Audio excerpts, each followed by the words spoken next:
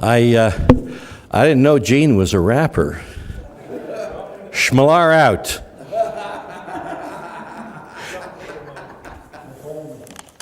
If only, if only. Oh, man. I'm sure you have the chops for it, Gene, but you just, well, never mind. The one, if you will, item of church life that just got slipped to me a moment ago is this little matter. It's Alex and Janet Seaton's 49th wedding anniversary today. So, yeah, Alex robbed the cradle, I know. But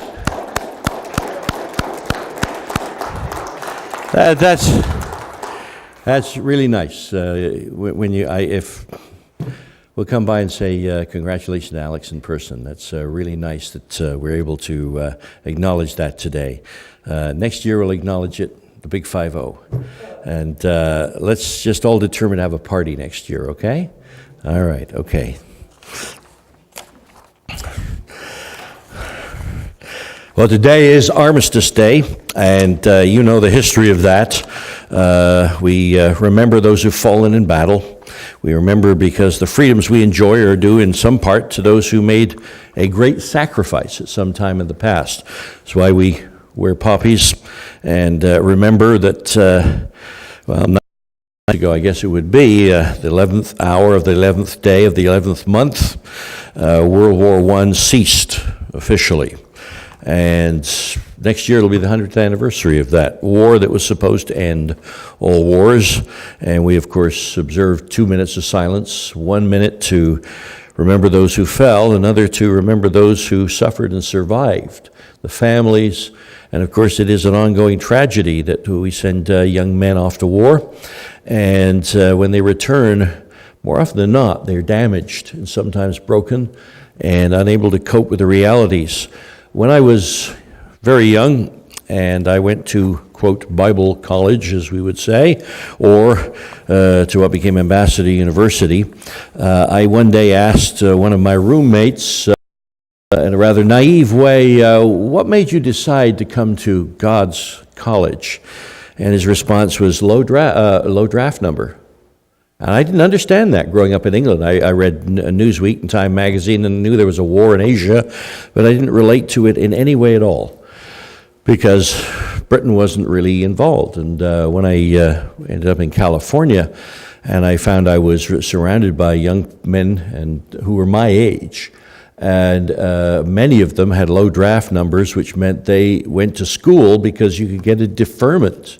And, of course, those who weren't going to school, those who were perhaps less academically gifted, those who were not as well off, perhaps came from areas that were more impoverished, they were easier to draft.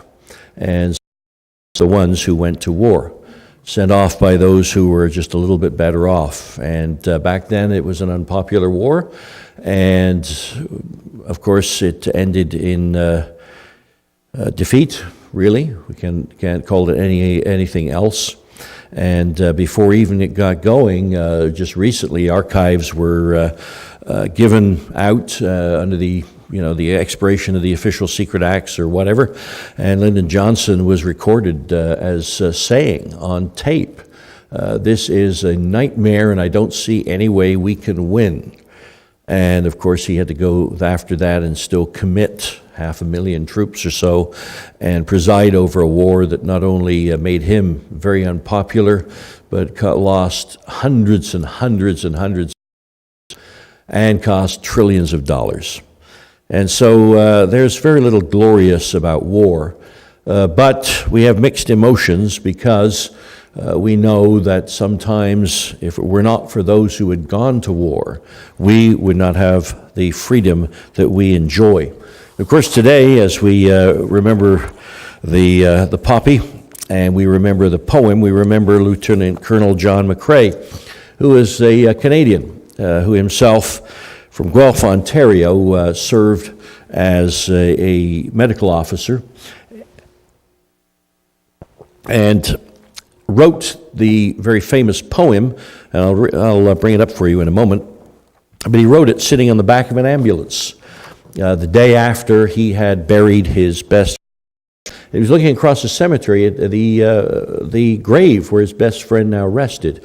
He'd been buried the night before in darkness for fear of attracting any enemy attention, and now he sat during the day hearing the guns blasting in the not very distant area where he was rescuing literally people who had been hurt.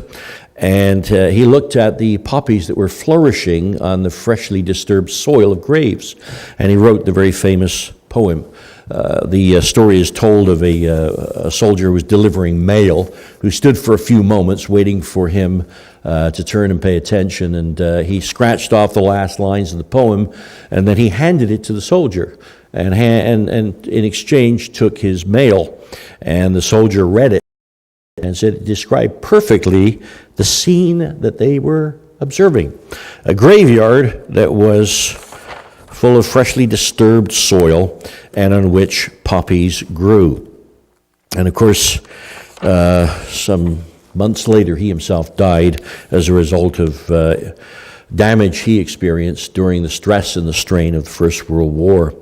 We read the poem traditionally at this time, and I can show it to you, the first stanza. In Flanders fields the poppies blow, between the crosses, row on row, that mark our place, and in the sky the larks still bravely singing fly, scarce heard amidst the guns below. And so, speaking from the perspective of the dead, it is as if we could say, after sacrifice, what has changed? After all the bloodshed and the turmoil, what has changed? The birds fly above the guns as we wish that we could. And we've given our lives, and as the prophet says, we ourselves are like the flowers of the field, and we've come and we've gone, and who will remember us? But poppies will flourish on the disturbed soil where we have been buried. In the second stanza, the dead speak. We are the dead. Short days ago, we lived, felt dawn, saw sunset glow, loved, and were loved. Now we lie in Flanders fields, which again poses the question for all the love, emotion, and the participation in life. Now that's past, it's taken from us.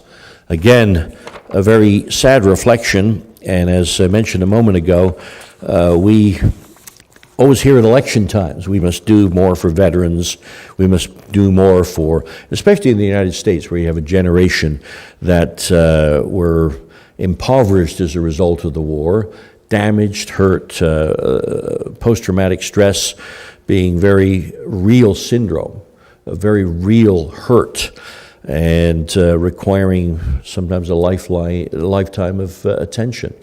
And oftentimes those we see on the streets are those who have actually served in times past. Now, the third stanza in particular that McRae wrote is sometimes considered somewhat of a call for war, because he writes, take up our quarrel with the foe. To you, from failing hands, we throw the torch. Be yours to hold it high. If you break faith with us who die, we shall not sleep, though poppies grow in Flanders fields. Now, that was used as a recruiting poster and a rallying cry to inspire young men and young women to sacrifice, to step up at a time of need. And that is why it's been criticized. I don't think McRae sat there and thought we need to get more people to come to the front and suffer like the ones here and now. I don't think that was on his mind at the time. But it does speak to the fact that the sacrifice calls for a response from those who follow, that their sacrifice not be in vain, and hence the cliche perhaps we use, lest we forget. I don't want to in any way trivialize this poem, but at a time when Québécois felt very stressed, and of course French was often forbidden. The most storied franchise in NHL history, which we would, I think, all agree was Montreal Canadiens. They remembered that they were a symbol of Quebec identity, of wrong way, perhaps Quebec nationalism, but they were a symbol of culture and language and memories, and so they actually put that up in the Montreal Canadiens locker room as an inspiration to generations that would follow. So this has been co-opted in different places. You can see where generation after generation of especially French players would sit beneath that poem and faces of those who've gone before them, and it was a way of saying, hey fellas, you happen to be here because those who've gone before you have represented the pride of Quebecois, and we expect you to step up and do the same. Hasn't made a whole lot of difference perhaps over the years to the number of Stanley Cups, but on the other hand, it could be used as an inspiration to others, to remind them, look, others have gone before you and given up more than you have so that you can have perhaps the much more enriched life of a professional athlete that you have now. Now, for a Christian, the question it always presents is war ever justified? Is it justified? As I said, when I went to school, there were those around who were conscientious objectors, and under no circumstances would they bear arms or even serve in the medical corps. And this was a tension that they felt. And so they either went to school, or if they couldn't qualify for study, there was the 4D program, I think it was, or 4D, and that gave you the opportunity to work for 2 years at minimum wage. And so here were young men who were trying to avoid that. And yet, God gives to mankind the responsibility to manage justice. We all would expect a murderer, let's say, to be arrested. If somebody were to assault us in any way, we would immediately demand that a police force show up, preferably armed, and defend us or pursue the person who had hurt us. And we also know that, at the very least, Paul in Romans teaches that we ourselves are to submit to the civil authorities. Now, this gets you can think, let's say, of Germany in 1937, 38, 39, where an evil political party had come to power, been elected on false promise, but then gradually the underbelly was revealed, and hatred was rampant, and there were some very interesting personalities. I think of Dietrich Bonhoeffer, for example, and many others. Some years ago, I went to the very first concentration camp that was established. It was the prototype for others in Sachsenhausen, north of Berlin. And I walked through the jail cells where Seventh-day Adventists and Jehovah's Witnesses had been imprisoned. Now, there were others, political prisoners. Bonhoeffer was there as well. And he found himself in a struggle with the leadership of the Nazi Party, who insisted that as a Lutheran minister he should understand that Paul teaches the submission to the state. Obey those who have the rule over you. Obey the authorities. They bear not the sword in vain, he puts it. In other words, if you go against the established government of the day, you're going to have problems and difficulties, and that's not your role as a Christian. And of course, Bonhoeffer knew that there was evil emerging, and it was becoming worse and worse and worse. And he was engaged on a number of occasions by the Gestapo in debates as to whether or not he was being supportive enough of the Nazi regime. He was deemed, he also was, I think, trying to pass secrets to the Allies. He was trying to work things through, and he wrote on the subject of justice, on the subject of the Christian in the world of that day. Eventually, of course, he was arrested and deemed somewhat of an enemy of the state, but he couldn't be executed because there were a lot of Lutheran soldiers who were carrying the rifle. And so it was, I believe, towards the end of the war that he was finally executed.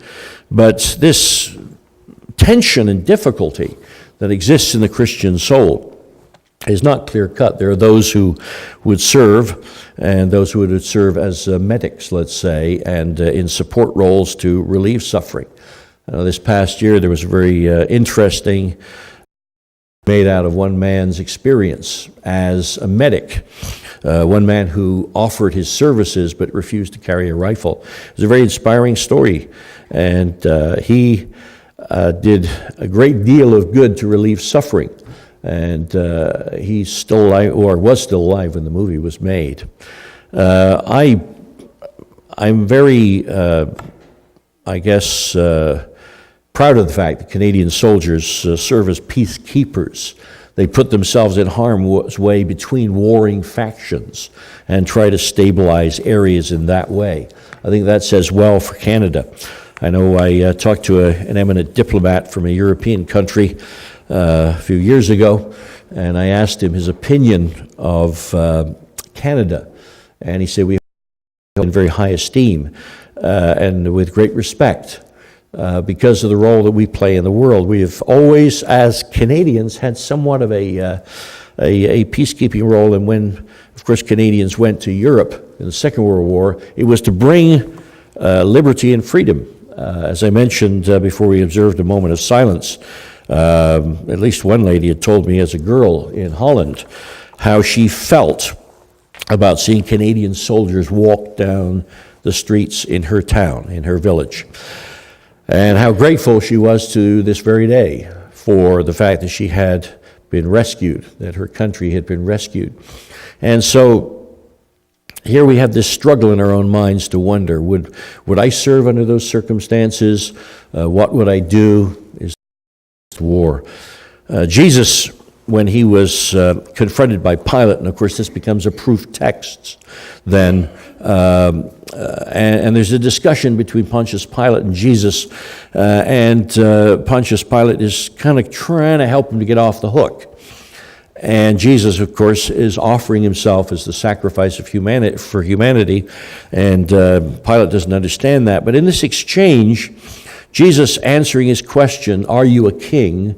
and why is this happening to you, and why are you bringing it to my door, and why all this trouble? Jesus speaks to Pilate in this way in John 18 and verse 36. He says, "My kingdom is not of this world. If my kingdom were of this world, then would my sight that I should not be delivered to the Jews, but now my kingdom is not from here." And so really in this context, he's not saying, I forbid all Christians ever from resisting evil or going to war, but he is saying, right now, number one, my kingdom is not of this world. My purpose is different. If it were of this world, my servants would fight. And so that's a bit of an out-of-context thing to take and say, well, under no circumstances should a Christian ever serve.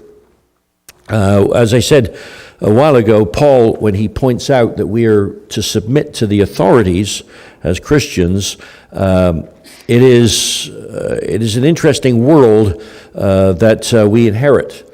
And when created and explained to us in Genesis the sort of world that existed before Noah's time, you even have stories of God intervening, if you will, and dictating what is justice, and saying, I don't want Cain, even though he's a murderer, executed. I want him to live for whatever God's purposes were. We won't go there.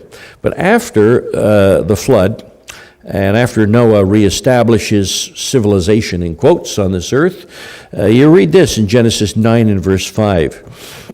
"Surely your blood of your lives will I require. At the hand of every beast will I require it, and at the hand of every man. At the hand of every man's brother will I require the life of man." In other words, from now on, to live together, and you're going to have to figure out what is justice. You're going to have, quote, civilization. You're going to have to lay down laws. You're going to have courts, juries, police forces, things like that, and you are going to sometimes have to execute capital punishment. Whoso sheds man's blood, by man shall his blood be shed, for in the image of God made he man. That's an interesting thing. You are going to take judgment into your own hands. When I am the ruler of the world, there will be justice, and I am the God of love, and I will administer it. But now, in this civilization, which we date all the way back to, if you will, Noah and his family, from now on, you're going to have to figure that out, and you're going to have to take responsibility. And so when we consider, as I said, with the conflict that someone like Dietrich Bonhoeffer would go through, and the challenge that he would have as a Lutheran minister, and of course he had been quiet for a while. As he said, they came for the communists, I didn't say anything. They came for the Jews, I didn't say a lot. They came for those who were physically challenged, mentally challenged. There were a lot of eugenics that were going on, and racial cleansing that was going on in the mid to late 30s. And by the time they got around to Christians, he said, by the time they came for me, there was nobody left to speak up. And by then, I was in conflict. I was caught. And when I did decide to try and speak up, well, it was too late. And so we look back on a Christian history of this struggle, all the way back to Augustine, who tried to explain that there shouldn't be such a thing as a just war. I think Thomas Aquinas tried to refine that as well and said, if you are the victim of aggression, then finally it is appropriate, in the same way as a citizen is the victim of oppression, you have to stand up. You have to stand up for your borders. You have to stand up for your people. You have to stand up and do something. And of course, this creates conflict in our soul. It creates trouble and difficulty. We try to figure out, where do you draw the lines? Do we trust the politicians who stand up and say, well, I will speak for you and I'll organize for you, so you step up and you carry the rifle? That's difficult. But there were numerous discussions as to a theory of a just war. And of course that theory included, well, first of all, you have to negotiate. You have to discuss. You have to try to resolve conflicts and difficulties. You have to try to bring peace. And if that breaks down, then you have to sort of determine whether or not you're the right party to become involved. Should you be standing between other parties? Should you make alliances? And finally, if it's your border that's being transgressed, well, then, as Augustine and Thomas Aquinas, you as a Christian should do something. Now, there are Christians that divert from that opinion. The Quaker faith says under no circumstances, but you should serve then as a medic or a support or one to relieve suffering. And others have very similar views. Not everybody who's a Christian says, well, I'm just going to be a conscientious objector. Although even my peers who were conscientious objectors didn't have an easy time of it. I look back, and if you try to say, well, was there ever a just war? Perhaps the one that we could justify would be the Second World War. And I think of that because my dad was in that. And he, as a young man, was drafted, and he didn't run off to war. The brother talked about it. We were discussing it the other day when I was in England.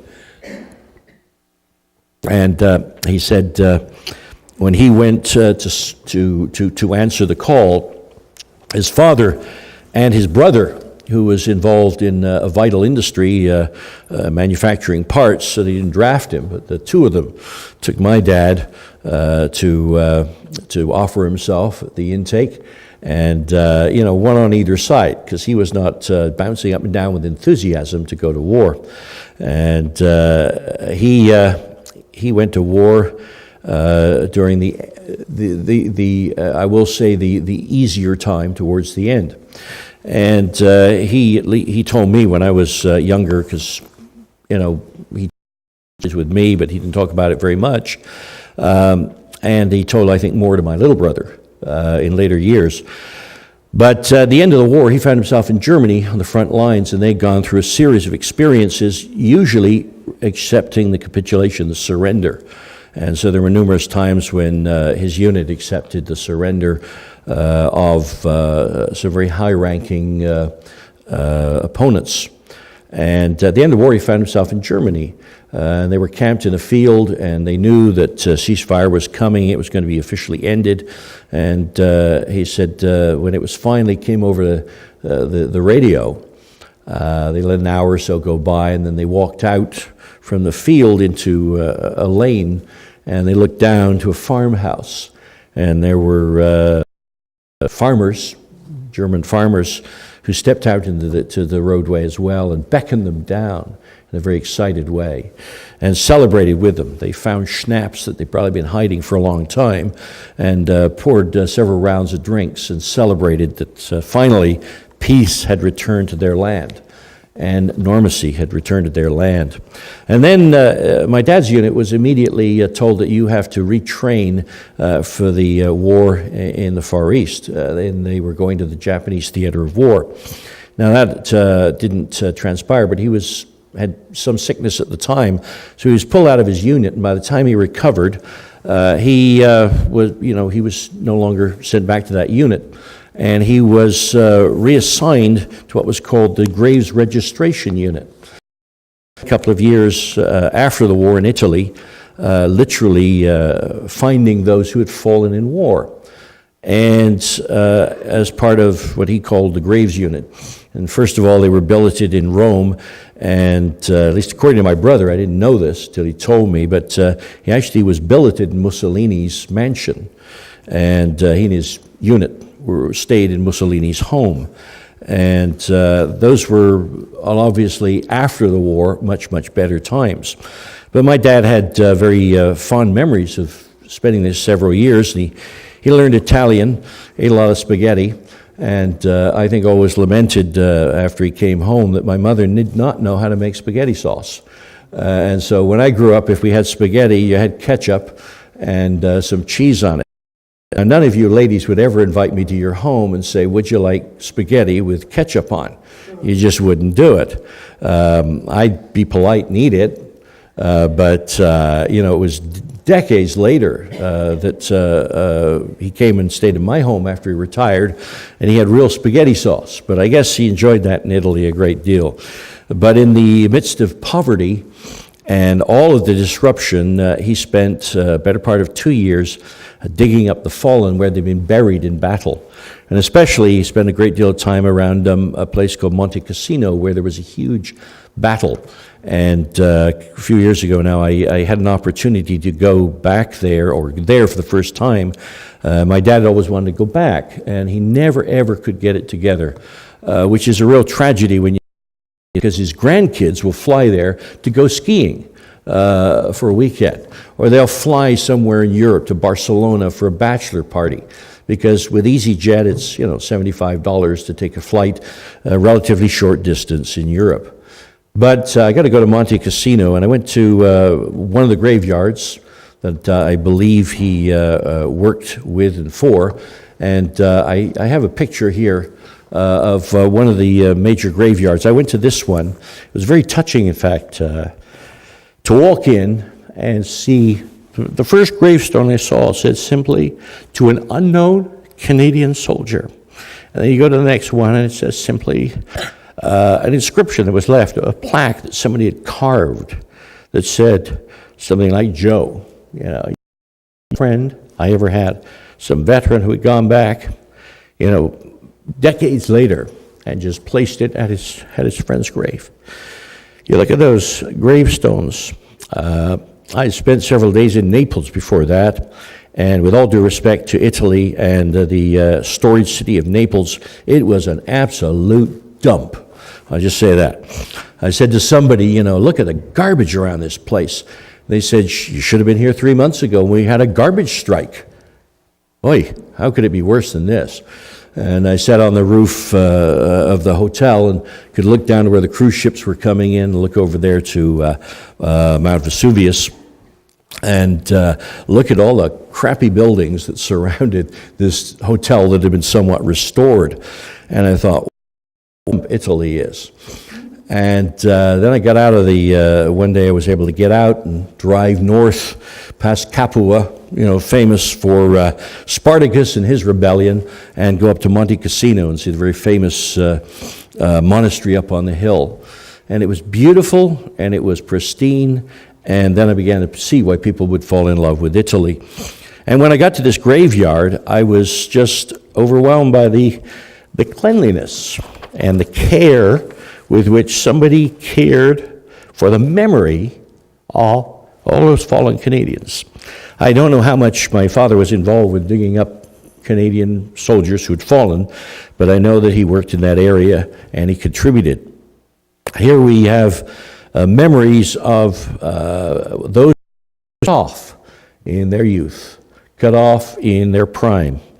And we remember them, hopefully, that their efforts contributed not to more strife, but in the spirit of chapter 5 and verse 9 of Matthew, and in which Jesus simply said, "Blessed are the peacemakers, for they will be called children of God," which is why I have respect and affection for Canadian soldiers who wear the blue beret of the United Nations and try to bring peace and stability to some areas that tragically cannot find it.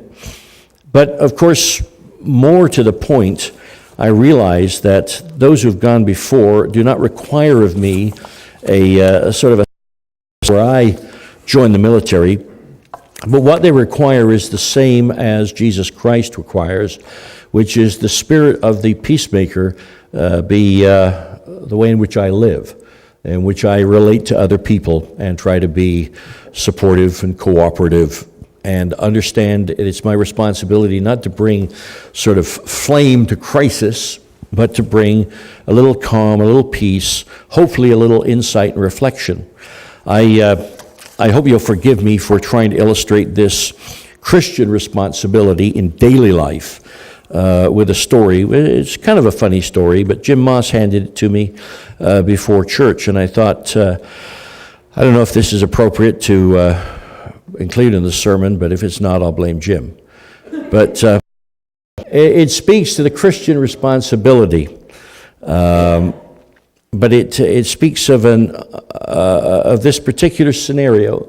There's very much a day-to-day scenario that requires of us the Christian response in the spirit of peacefulness, which has been made possible by those we remember today.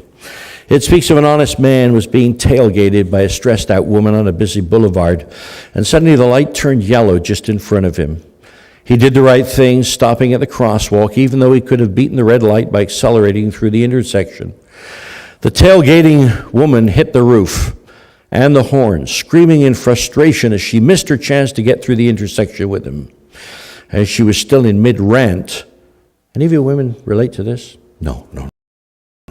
As she heard a tap on her window and looked up into the face of a very serious police officer, the officer ordered her to exit the car with her hands up. He took her to the police station where she was searched, fingerprinted, photographed, and placed in a cell. After a couple of hours, a policeman approached the cell and opened the door. She was escorted to the booking desk where the arresting officer was waiting with her personal effects. He said, "I'm very sorry for this mistake. You see, I pulled up behind your car while you were blowing your horn, flipping your finger to the guy in front of you and cussing a blue streak at him.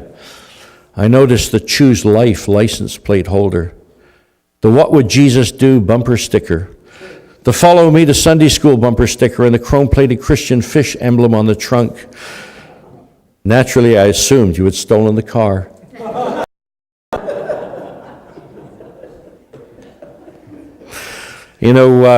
It begs the question, have we stolen the name of Jesus? Have we stolen the idea of Christianity, but not necessarily put as much effort into living it? Because just as those who have gone before us, it's just my dad went before me, and he had a very, very, very small part at the end of a very difficult war, which brought freedom and liberty to some of your family members. Brought freedom and liberty. Perhaps some of your family members fled from the east towards the west because they knew the soldiers liberating the west were going to treat them fairly and humanely and kindly, as opposed to the soldiers who liberated the east. And that is well documented, and I know some of us have friends who were very aware of that. And some of us perhaps were girls and boys back in that time in the late part of the war and remember liberation. But in the same way, there were those who, my father went before me in the Christian faith. And it was frankly more difficult for him because he took upon himself certain things he didn't necessarily have to take on. But he did in a good conscience for his Christian faith. And he also took on, during a more difficult time, the responsibility of carrying the cross of Jesus Christ. And he gave me that tradition as well. And that's the one I have to be proud of, and that's the one I continue with. And so, as I think of the freedom I enjoy, on the one hand, I also think of the grace I enjoy as a result of his introducing me to faith and to having a confidence in the future in Jesus Christ. Steve Smith, a Christian singer, recorded a song many years ago that reflected the spirit of remembrance. But in this particular case, it was the spirit of Christian remembrance. And it always came back to me. In fact, one of my more pleasant memories of my youngest kid was actually joining a group and singing that song about 25 years ago, and others who sang it. And it always stayed with me, just as the poem of Flanders Field. This song with me. And I'll just share the chorus with you, which is a call of remembrance for a Christian. The chorus simply read, "Oh, may all who come behind us find us faithful. May the fire of our devotion light their way. May the footprints that we leave lead them to believe, and the lives we live inspire them to obey. May all who come behind us find us faithful." McCrae asked that a generation take the torch that was being handed on by those who sacrificed. And it's a very difficult thing to rationalize at times and to ask ourselves, are we, just as the Montreal Canadiens said, well, we will pick up the heritage of our culture and try to support that and champion that. And then there were those who said, well, of McCrae's poem, well, is it a right thing to inspire people to pick up the culture of warring against the foe?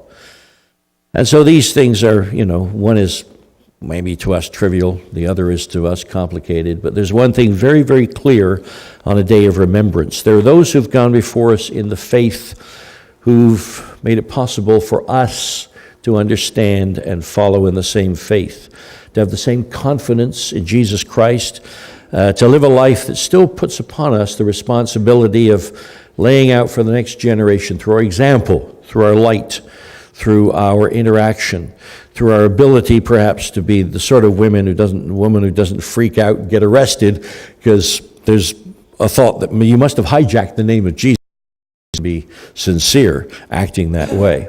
That I indeed must have hijacked his identity for my own purposes rather than living, and as he asked, carrying not a torch, but a cross, and following in his footsteps and the footsteps of those who went before us. It's a much more serious matter than my dad.